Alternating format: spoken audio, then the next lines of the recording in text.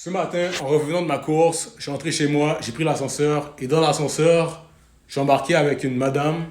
Et cette madame-là, elle m'a dit que la raison pour laquelle elle est ici, dans un hôtel au centre-ville, c'est parce qu'elle assiste aux funérailles de son mari. Elle était avec son mari depuis 18 ans et il est décédé.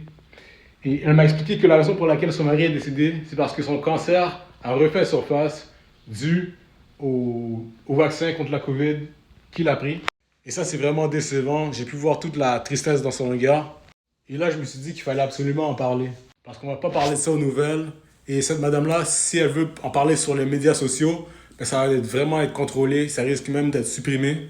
Je sais pas si vous l'avez remarqué, mais chaque fois qu'on tape COVID sur YouTube ou Instagram ou quelque chose, on va dire sur YouTube, il y a toujours des vidéos gouvernementales. Sur Instagram, c'est vraiment contrôlé. Et sur TikTok, même chose. Et là, c'est comme si notre opinion devait toujours être en faveur du vaccin parce que c'est ça qui est vraiment poussé par notre entourage, les médias et tout. Et là, tout le monde croit en ça.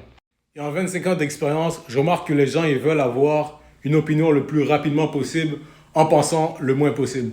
Avec suffisamment d'influence, on peut faire croire n'importe quoi à n'importe qui. Et ça, je l'ai surtout compris en 2020.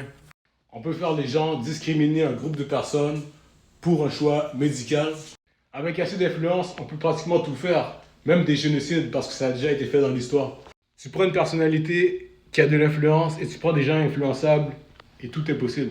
Pour en revenir à la madame, cette madame m'avait dit que son mari était en santé, qu'il n'avait pas de problème de poids, qu'il était slim, parce qu'elle parlait en anglais. Et avant de se dire bye, cette madame-là m'a tout simplement dit qu'elle souhaite vraiment que justice soit rendue.